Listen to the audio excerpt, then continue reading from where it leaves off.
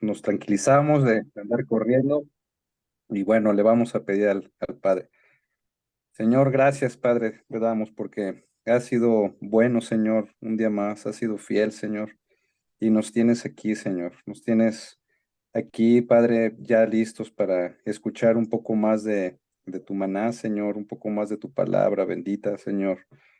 Gracias, Señor, porque nos das esta oportunidad de enriquecer nuestro espíritu, Padre, para que, Señor, hagamos lo que tú quieres que hagamos, Señor, que nos levantes como obreros, Padre. Levántanos, Señor, para que podamos llevar tu ministerio a todo aquel, Señor, que tiene hambre, que tiene sed.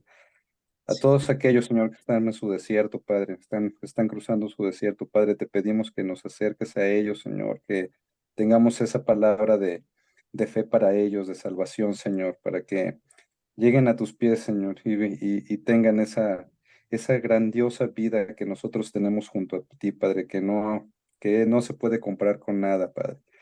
Te damos gracias por la vida de nuestro maestro, Señor, que a pesar de las dificultades de los tiempos de su trabajo, Señor, Él está siempre fiel, siempre está a tiempo, Señor, para de buena manera darnos esta clase, siempre llevar, Señor, tu palabra, Padre. Te pedimos por él, por su familia. También te pido por mis hermanos que están escuchando esta clase, Padre. Bendice sus familias, sus vidas. Te pedimos por ellos, Padre. También te pedimos por nuestros corazones para que los abras y nuestro entendimiento también, Señor, para que podamos ser buenos receptores de tu palabra y sobre todo hacedores, Padre amado. Te damos las gracias en esta hora y todo esto te lo pedimos en el nombre de ti, Hijo Jesús. Amén, Señor.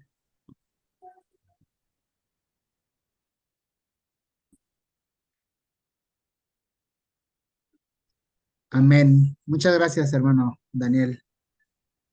Pues bien, vamos a continuar con el tema de esta semana, que es la ascensión, ¿vale?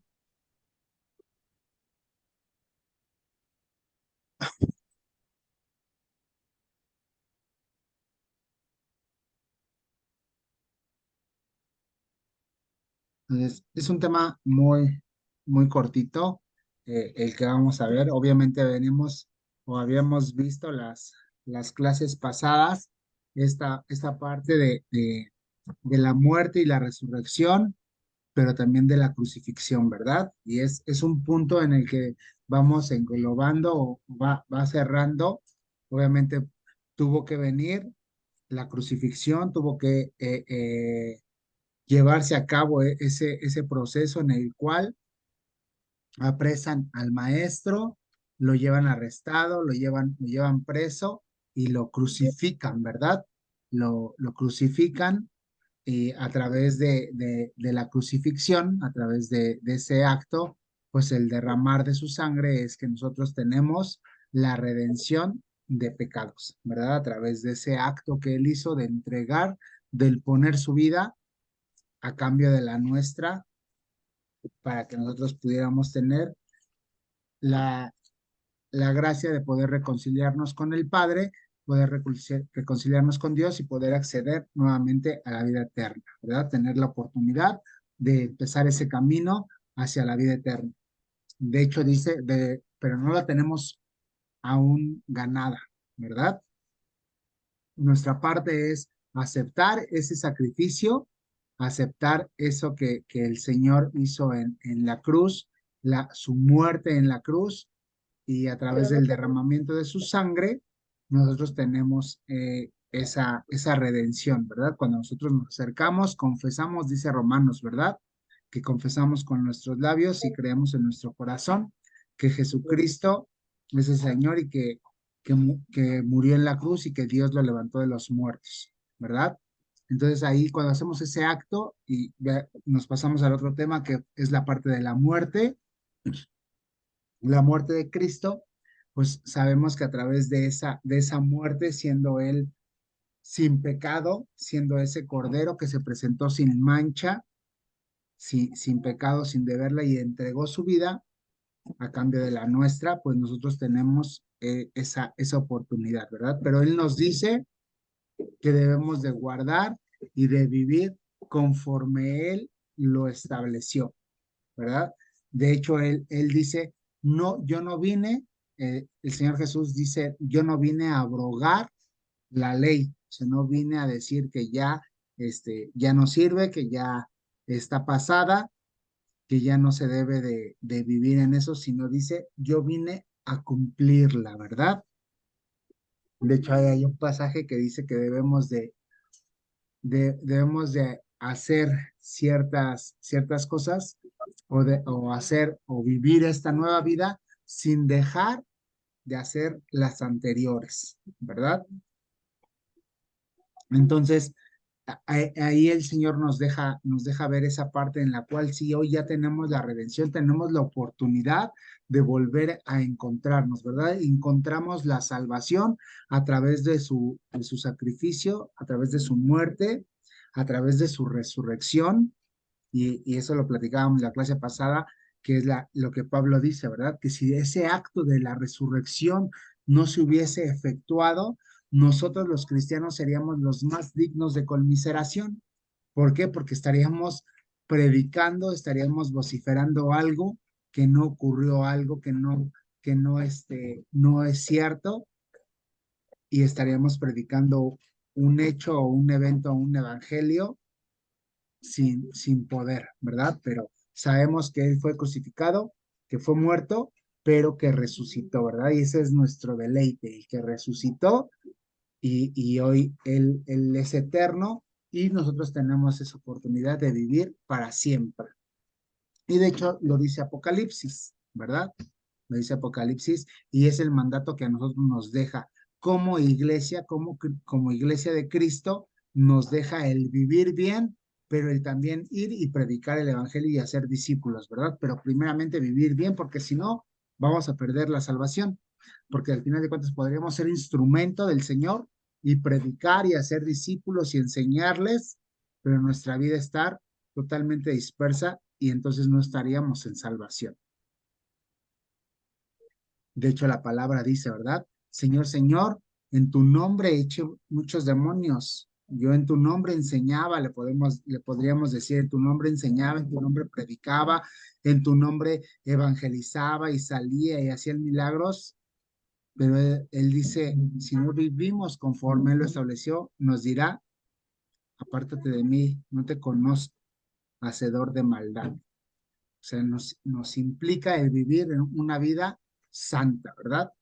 Y hoy vamos a ver la parte de la ascensión de Cristo, que es la parte en la que culmina todo el acto que se llevó a cabo, desde la parte de cuando lo apresan, cuando es crucificado, cuando muere, cuando resucita, y hoy tenemos esa parte que es la ascensión, cuando Él sube a su reino, ¿verdad? ¿Qué le dijo a los discípulos?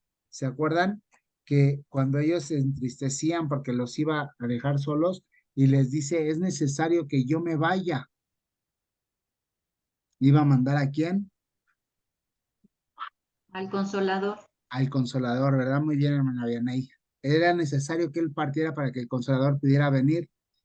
Pero él les dijo, dice, y voy a prepararles morada. Dice, en la casa de mi padre muchas moradas hay. Si no las hubiese, yo se los diría, pero hay, y fue a preparar la morada para recibirnos, ¿verdad? Y es este acto de la ascensión de Cristo en el que obviamente nosotros nos basamos, y es lo que les decía ahorita en el resumen en la clase pasada, que nuestro mayor deleite o nuestra fuente de poder en la predicación es la resurrección de Jesucristo. Pero esta parte de la ascensión vino a culminar o vino a cerrar su acto glorioso. Y es lo que vamos a ver, ¿vale? Vamos a entrar de lleno. Dice, la ascensión. Dice, el término ascensión se deriva del latín ascendere, que significa subir o dirigirse hacia arriba. Y en el griego, acuérdense que el Nuevo Testamento se escribió en griego, ¿verdad? Entonces, en el griego, lo escriben como analempsis. ¿Perdón? ¿Sí? ¿Alguien, habló?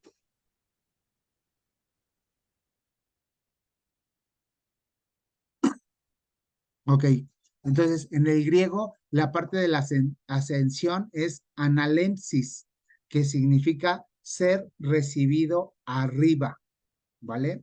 Entonces, esto va a tener, y ahorita vamos a ir desglosando esta parte de no solamente la parte que el maestro subió, y nos vamos a basar en lo que dice Hechos. Entonces, si gustan acompañarme ahí en sus Biblias a Hechos, capítulo 1,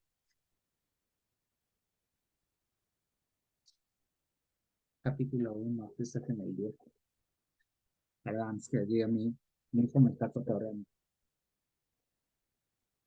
Dice, Hechos 1, del versículo 4 vamos a leer. Del versículo 4 al versículo 11 dice ahí. Dice, dice la palabra.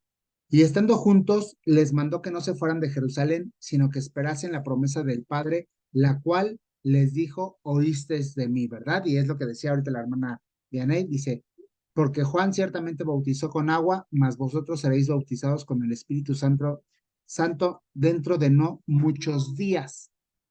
Entonces él les había dicho, ¿verdad? Es necesario que yo parta, es necesario que yo muera para que él, pero yo iré al Padre y rogaré para que envíe al Consolador, ¿verdad? Y entonces ahí le está dando la promesa y le está dando las instrucciones, no se vayan, quédense juntos, aparte no, de que no se fueran de Jerusalén, dice, no se vayan, pero tampoco se dispersen, sino estén juntos para que puedan recibir la promesa.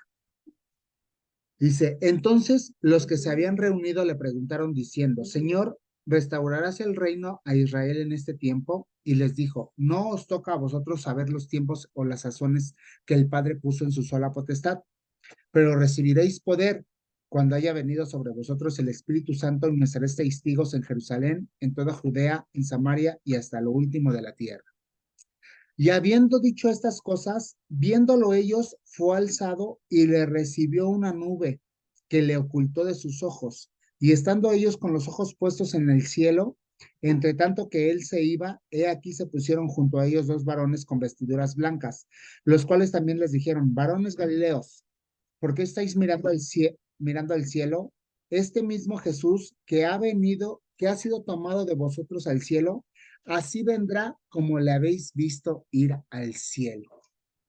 Entonces, aquí tenemos una parte de la promesa. Entonces, dice que la definición en el griego que es analempsis significa ser recibido arriba. Entonces, dice que él empezó a subir y que lo tomó una nube, ¿verdad? Y lo recibió la nube. Dice, ese término nos describe la elevación del Señor Jesucristo 40 días después de su resurrección, en presencia de sus discípulos, coronando así su obra redentora. Entonces, cuando el Señor asciende, pasaron 40 días después de su resurrección. ¿Cuándo ¿cuándo resucitó él? Al tercer día, muy bien. ¿Pero cuándo? Específicamente, ¿qué día? El domingo. Hermana Dios, El domingo. el domingo. Dice, exacto, dice que fue el primer día de la semana, ¿verdad? El primer día de la semana. Entonces, ahí no me voy a meter ahorita en la parte de la explicación, pero dice que fue el primer día de la semana. ¿Y cuánto tiempo estuvo muerto? 3. 3, ¿verdad? Entonces dice la palabra que él fue muerto antes de iniciar la Pascua, ¿verdad? Antes de la Pascua. Y dice que él resucitó el primer día de la semana. Entonces, ¿cuándo murió? Dije que no me iba a meter y ya me metí. Perdón. Pero no murió el viernes. No murió el viernes, nada más es como una aclaración. Él no murió el viernes, porque dice que estuvo 3 días. Entonces, Jueves. entonces sí fue, pero dice que tenía que, porque era un Shabbat el que tenían que hacer por la Pascua, era un Shabbat. y dice que resucitó el primer día de la semana. Entonces, el Shabbat, ¿cuándo es? Sábado. Y resucita el domingo, entonces no estuvo 3 días. Pero bueno, se las voy a dejar de tarea. Este, y vamos a seguir con la clase, ¿vale?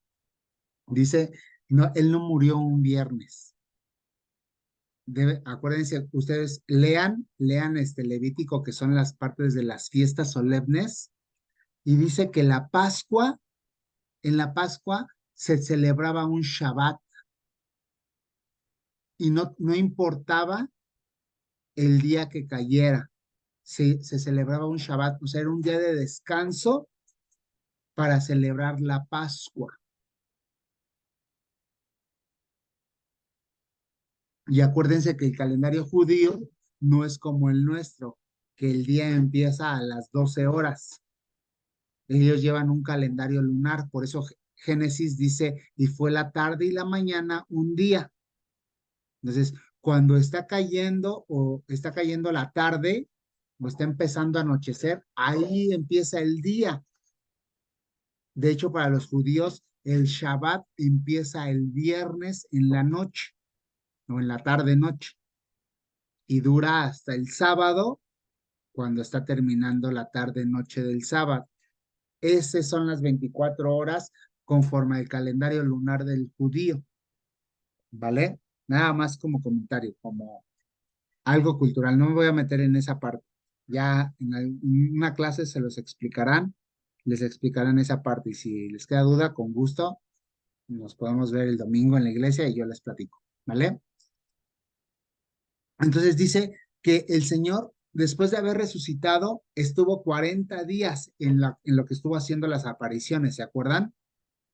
Están las apariciones y la última es cuando dice que estaban ahí en el mar de Betania, cuando los apóstoles se habían ido a pescar y toda la noche estuvieron pescando y no encontraron nada y el Señor les dice, echen la red hacia el otro lado. Y ellos incrédulos no creyeron, pero la terminaron echando y entonces en su incredulidad empezaron a ver que no podían, era tanta la carga. ¿Y cuántos peces sacaron? ¿Se acuerdan?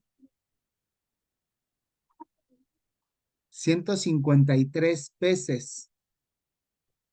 153 peces. Y entonces dice, en ese momento fue cuando Pedro se echó a nadar, porque Juan lo reconoció, dice que se ciñó la ropa y se echó, y entonces ahí empezó ese punto, y ahí esos 40 días es cuando lo que nos están narrando aquí Hechos, que estaban ahí en el mar de Betania, y entonces ahí lo empiezan a ver que empieza a ascender, y les dicen, dentro de no muchos días ustedes van a recibir la promesa, y faltaban 10 días más para que se cumpliera el Pentecostés, ¿verdad?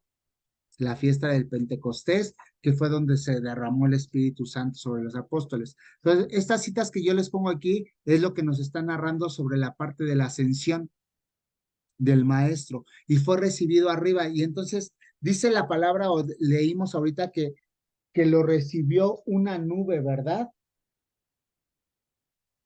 Dice el versículo 9, y habiendo dicho estas cosas, viéndolo ellos, fue alzado y lo recibió una nube que le ocultó de sus ojos.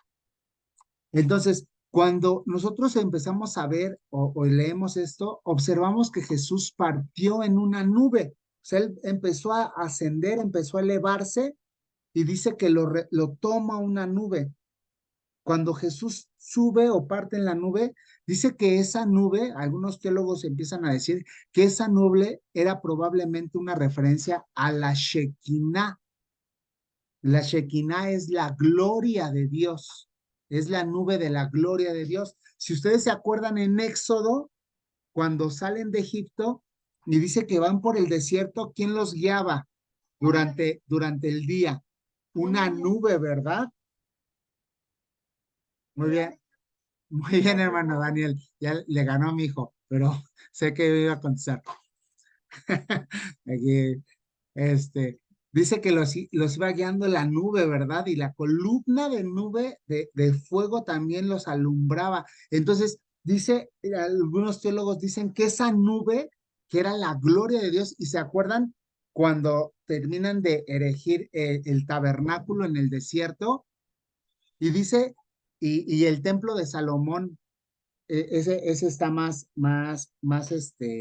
detallada. Dice que cuando Salomón terminó de construir el templo y empezaron a orar, dice que la nube descendió con poder, ¿verdad?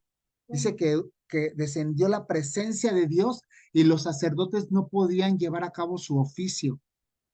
Ahí en el segundo libro de Reyes pueden leer la historia de la construcción del templo de Salomón y dicen esa parte. Entonces, los astrólogos dicen que esa nube que recibió al maestro cuando él empezó a elevarse, es esa nube de la gloria de Dios, es una nube del resplandor. O sea, no fue una nube cualquiera como la que nosotros podemos ver, y más ahorita que está nublado, ¿verdad? Que vemos ahí las nubes. O sea, no fue una nube así común y cualquiera. No sé si alguno de ustedes vio alguna vez Dragon Ball Z y Goku y que se subía a la nube. No fue una nube de esas. Fue la gloria de Dios, la nube de la gloria de Dios, de su presencia que lo recibió, ¿verdad? ¿Y quién era? Vamos a hablar de una cristofanía. ¿A quién hacía la representación la nube del desierto en Éxodo y la columna de fuego? El ángel de Jehová. ¿A quién, hermana Lu? El Espíritu Santo. El Espíritu Santo. Es una cristofanía. El A ángel de Cristo. Jehová. El ángel de Jehová. ¿Y quién es el ángel de Jehová? Cristo Jesús. Jesús. Jesucristo, ¿verdad? Exacto. Aquí ya estaban por ganarles la respuesta a mis niños, ¿eh? Este, entonces dice que esa nube era lo que le recibió él, era la Shekinah de Dios, la gloria, la nube de la gloria de Dios. La Shekinah supera en resplandor a cualquier otra nube.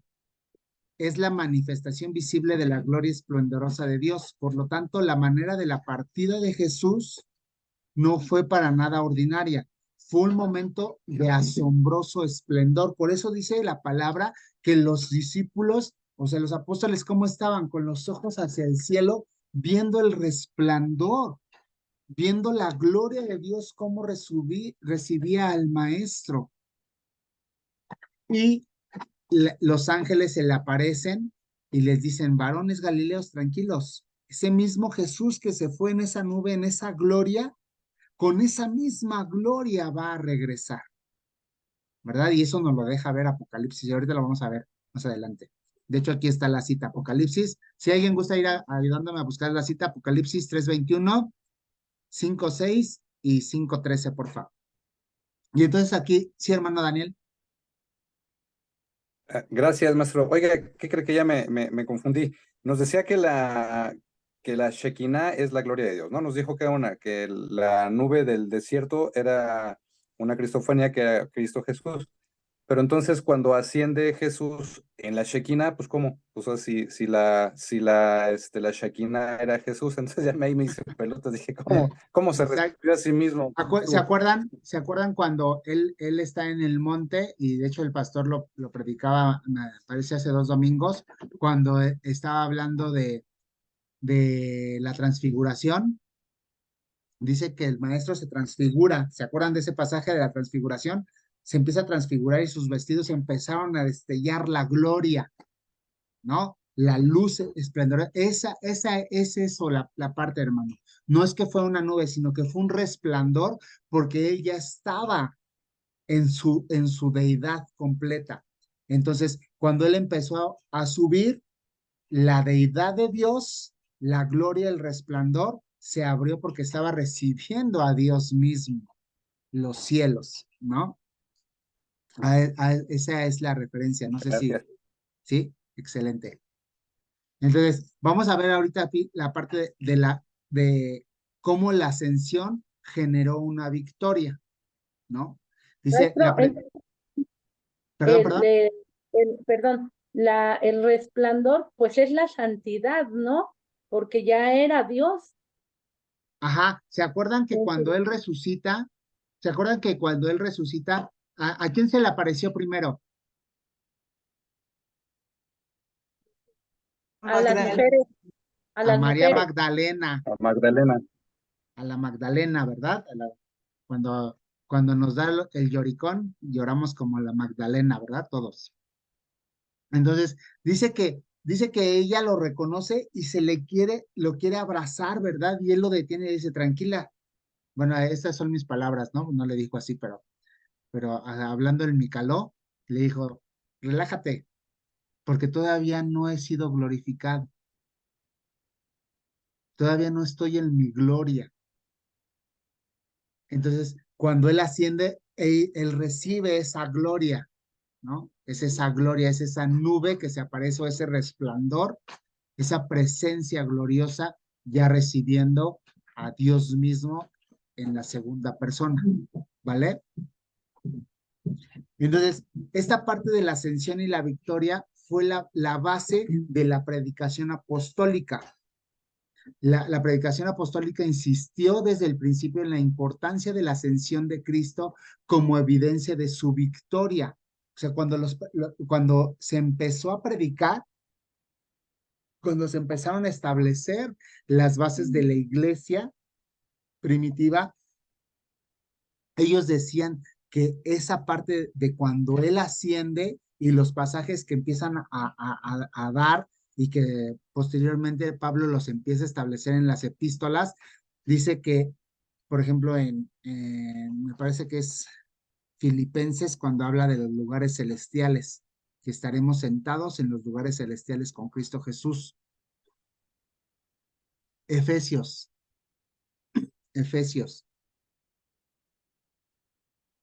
Es que aquí tengo las dos citas, pero no me acuerdo si es Efesios o Filipenses, pero bueno, ahorita lo buscamos.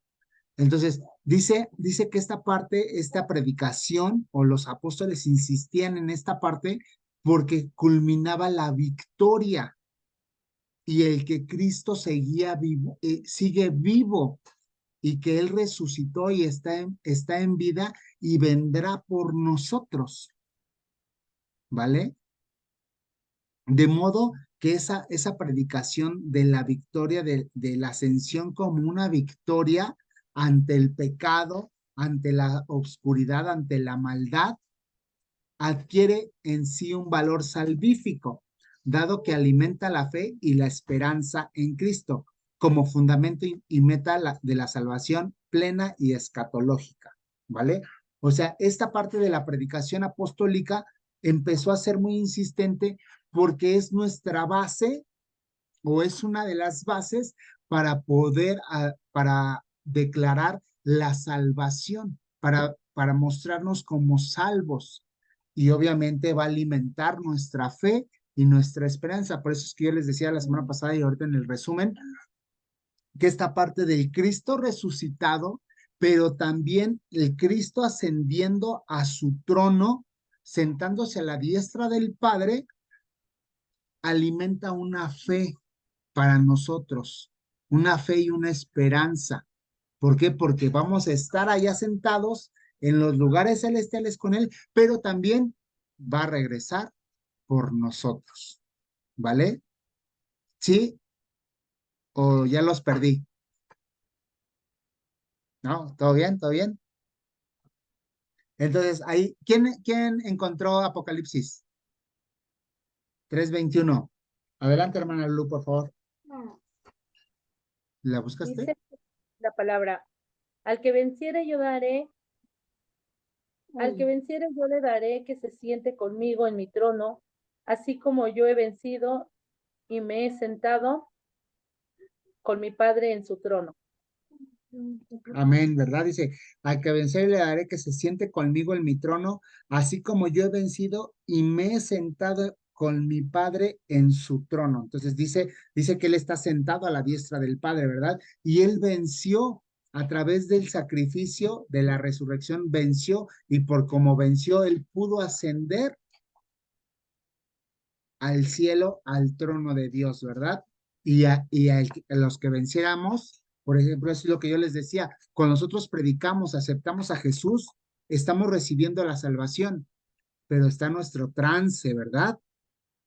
Ya sea que el Señor nos mande, culmine nuestros días en esta tierra o venga el arrebatamiento, Pero si nos mantenemos realmente fiel con Él en santidad, obedeciendo, guardando sus mandamientos, pues vamos a poder adquirir y vamos a poder vencer. ¿Qué vamos a vencer? El mal, el pecado, como Él lo venció, ¿vale? Y vamos a poder acceder y sentarnos en su trono como Él está sentado en el trono del Padre. Dice, la Nuestro ascensión, yo, perdón, ser nuestro yo, nuestra carne, porque muchas veces eso no nos deja tener se puede decir, una conectividad con nuestro Dios como debe de ser, porque exacto, la carne, el yo no nos deja vivir en santidad. exacto. Y dice ahí los otros dos versículos de Apocalipsis para plasmar más la parte de la victoria. Dice, y miré 5:6, y miré y vi que en medio del trono y de los cuatro seres vivientes y en medio de los ancianos estaba en pie un cordero como inmolado, que tenía 7 cuernos y 7 ojos, los cuales son los 7 espíritus de Dios enviados por la tierra. Entonces ahí nos está diciendo que el Señor o el cordero está ahí en el trono, ¿verdad? Está en medio del trono, o sea, Él ascendió y está sentado a la diestra del Padre, está sentado, está entronado, ¿vale? Y el versículo 13 de ese mismo capítulo 5 dice, y a todo lo creado que está en el cielo y sobre la tierra y debajo de la tierra y en el mar y a todas las cosas que están en ellos, oí decir, oí decir, al que está sentado en el trono y al cordero, sea la alabanza, la honra, la gloria y el poder por los siglos de los siglos, ¿verdad? Entonces, para nuestro Dios, para nuestro Señor, nuestro Salvador es toda la gloria y la honra. Dice, la ascensión pone de manifiesto que la redención es el paso de este mundo de pecado al mundo de la gloria del Padre, es decir, una vuelta del hombre a Dios, un tránsito del reino de pecado y muerte al reino de libertad y vida, ¿vale? La exaltación, ¿por qué el Señor es exaltado? ¿O porque es exaltado con su ascensión?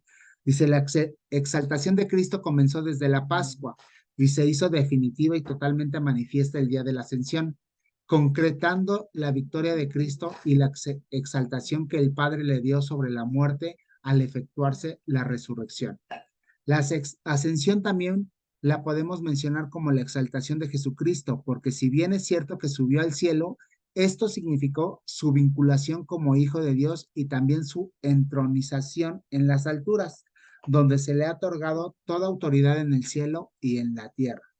Y ahí Efesios 1, 20, 21 nos habla, esta es la parte de que les decía hace un momento.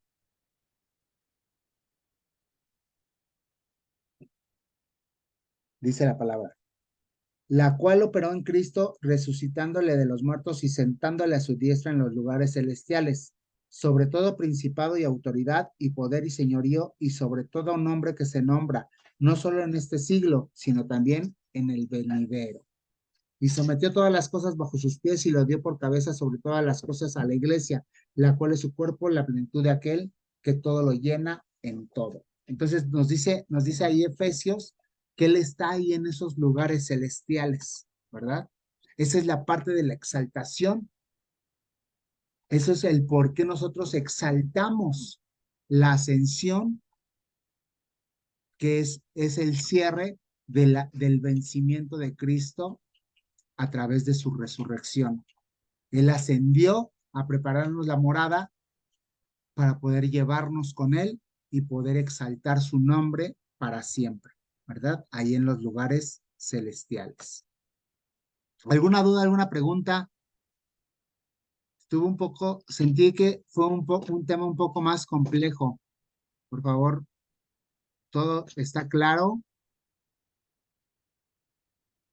Por acá, por aquí tengo al hermano Daniel, la hermana Lulu, al hermano Yossi, hermana Vianey. ¿Todo bien? ¿Sí quedó clara la explicación? Sí, maestro, gracias. Para mí sí, maestro, gracias. Sí, hermana Vianey. Maestro, en Apocalipsis, ¿usted sabe a qué se refiere cuando dice los cuales son los 7 espíritus de Dios? Sí, son figuras escatológicas. Ahí hay no sé si ustedes ya hayan asistido, ya si hubiesen estado congregando con nosotros. Si mal no recuerdo, fue como hace 2 años que Julio replicó este estudio de Apocalipsis que el pastor nos lo dio en 2018. Nos detallamos el libro total de Apocalipsis, toda la parte de las figuras y toda la escatología, todo lo que nosotros vamos leyendo en Apocalipsis por lo general son figuras, ¿vale? Por ejemplo, los 24 ancianos, lo que el pastor nos predicaba o nos enseñaba en ese estudio es que los 24 ancianos hacen una referencia a la iglesia que va a ser arrebatada. Por eso es que dice que se postran delante del Cordero, ¿vale? Entonces, toda esa parte de los 7 espíritus, los ojos y eso son unas figuras, tendríamos que desmenuzarlas así muy, muy, muy, muy, un poco a fondo y pues bueno, obviamente la clase no nos daría a eso y nos desviaríamos muchísimo, pero ahí, de hecho, por ahí hay unos audios sobre ese estudio. Entonces, ustedes lo pueden solicitar ahí, con Pamela Dueñas o con el pastor Agustín se pueden acercar y para ver de qué forma podrían adquirir el estudio de Apocalipsis, escucharlo, ir sacando sus notas para poder entender esa parte de la escatología. De todos modos, van a tener una materia en sexto semestre que se llama escatología y ahí van a ver y van a tocar algunos puntos como estos.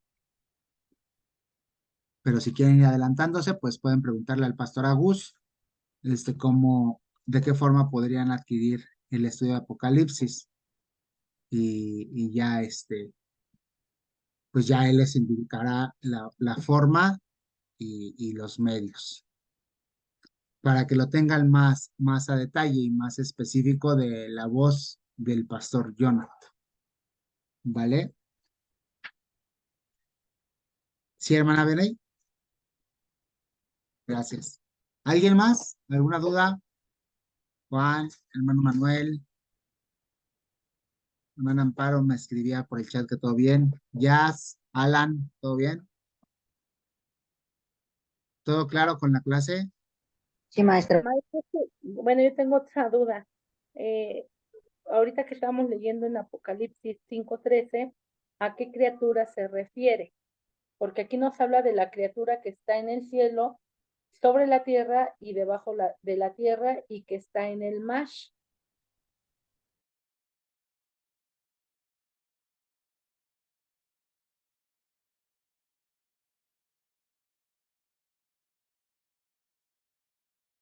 Ok. Aquí nos está haciendo una referencia que toda la creación, por eso dice, a todo lo creado que está en los cielos, sí, acuérdense que Dios creó todo, absolutamente todo fue creado por nuestro Dios. Si a todo lo creado que está en los cielos o está en el cielo y está sobre la tierra y debajo de la tierra y en el mar y a todas las cosas que en ellos hay, oí decir, están generando una alabanza al que está sentado en el trono. O sea, toda la creación está generando una adoración o una alabanza, una exaltación al que está en el trono. ¿Vale? Bien. Pues bueno, si no hay más, vamos a terminar. Hermana Beanay, ¿nos puede llevar una oración, por favor? Sí, maestro. Padre bendito, mi Señor Dios, gracias te damos, Señor, por permitirnos estar aquí en esta clase. Gracias por la vida de nuestro maestro, Señor. Gracias porque aprendemos cada día, Señor, más de ti. Y, Señor, te pido que todo este conocimiento podamos nosotros poder aplicarlo, Señor, para nuestras generaciones y para cualquier prójimo que, pues, tenga necesidad, Señor, de tu palabra. Bendito seas, mi Señor. Gracias por mis compañeros aquí en clase. Bendice sus vidas, Señor. Y permítenos, Señor, pues culminar este día o terminar este día, Señor, alabando tu nombre. Te damos gracias en el precioso nombre de tu Hijo Jesús. Amén. Muy bien. Muy buenas noches a todos. Dios les bendiga. Cuídense. Nos vemos primero Dios la siguiente semana. En el transcurso de estos días, Buenas noches. perdón, rápido antes de que salgan. En el transcurso de estos días, les mando su calificación en un mensaje privado, ¿vale? Puro 10, puro 10. Sí, Gracias, maestro. Qué bárbaro, maestro. ¿Cómo nos haces? a todos los que estamos aquí 10. Claro. Estoy de acuerdo con usted, hermano. Muy bien. Sí, apoyamos a Juan. Cuídense mucho, sí. Dios les Gracias, bendiga. maestro.